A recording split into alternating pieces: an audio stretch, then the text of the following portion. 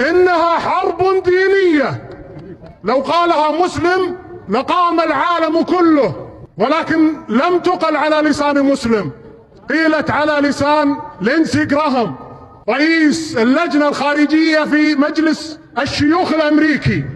إنها حرب دينية.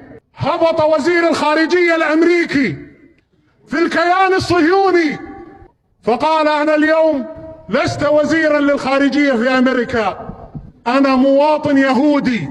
هم يطرحونها كحرب دينية. ماذا تبقى على الحمقى لدينا حتى يفهموا بأننا نتعرض لحرب دينية من هؤلاء؟ حتى متى يتغافل المتغافلون عما يجري لأطفالنا من قتل ممنهج، ولشبابنا من تدمير، ولأراضينا من احتلال؟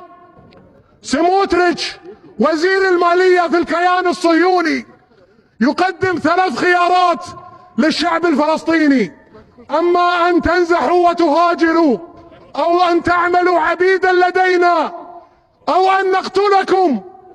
هذه الخيارات تطرح اليوم للشعب الفلسطيني، وغدا ستطرح لكم في عقر داركم. كلنا معرضون لهذا.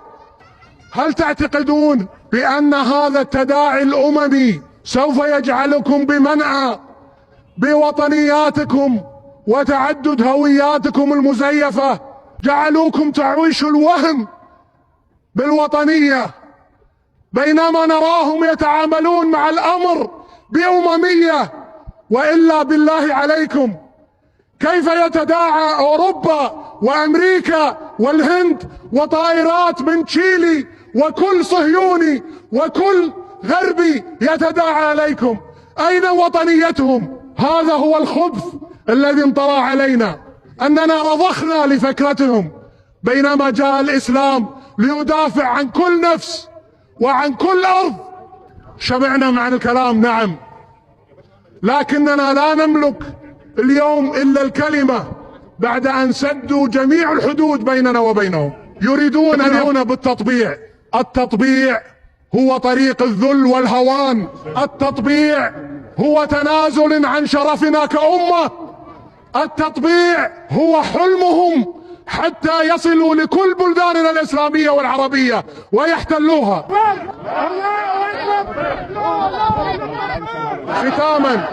ختاما اخوتي، انصروا المسلمين ولو بكلمة. انصروهم في وسائل التواصل الاجتماعي، انصروهم بالتبرع بما تستطيعون، انصروهم، لأننا لن نكون المخذلين، ولن نكون الصهاينة الجدد، ولن نكون في يوم من الأيام مع الكيان الصهيوني في كفة واحدة. الله أكبر، والنصر عليهم قريبا بإذن الله.